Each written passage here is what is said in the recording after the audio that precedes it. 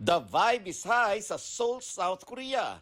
Matapos ang release ng bagong album ng global superstars na BTS. Ang next na kina-excite ng ARMY, ang kauna-unahang concert ng grupo matapos ang 4 na taon.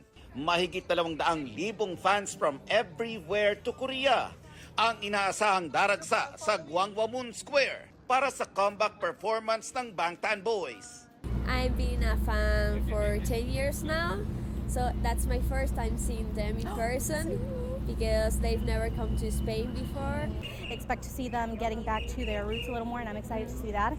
Proud naman daw ang nakausap naming South Korean na maaaring maitulong ng free concert sa kanilang turismo. That way, we can promote Gwanghwamun Square like Times Square in the U.S. Mahigpit ang ipinatutupad na seguridad sa paligid ng venue. 22,000 ang nakakuha ng free tickets para sa concert. Ang mga walang ticket na dumayo para nakita ang BTS in the flesh, kanya-kanyang strategy kung paano po pwesto para makapanood. May fans na maaga nang nagpunta roon, kabilang syempre ang mga Pinoy ARMY. Masaya syempre po. Excited. And baka maiyak ako mamaya pag nakita ko na sila magkakasama ulit. We made it. And we stayed. Gusto ko lang po ma-experience yung BTS kasi matagal ko na silang inaangan. Kasama sa mga dumayong Pinoy ARMY sa Seoul, si kapuso artist Megan Young, kabilang ang kanyang ever-supportive ARMY husband na si Mikael Daes. Kagabi, BTS was in the stars nang magkaroon ng drone show para sa Bangtan Boys.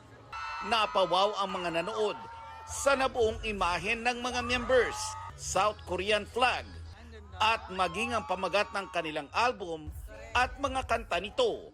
Ang mga Pinoy ARMY na naroon, walang pagsidla ng excitement sa pagbabalik ng BTS. Laban lang. Pilit mo lang, tapos bahala na bukas. Challenge yung sarili mo, paano mo siya babayaran? Ang magkakaibigan, ikinwento pa kung paano talagang pinag-ipunan ang BTS comeback. Meron di ba may like mga digital backs, may mga goals, mga ganon. Nag-save kami.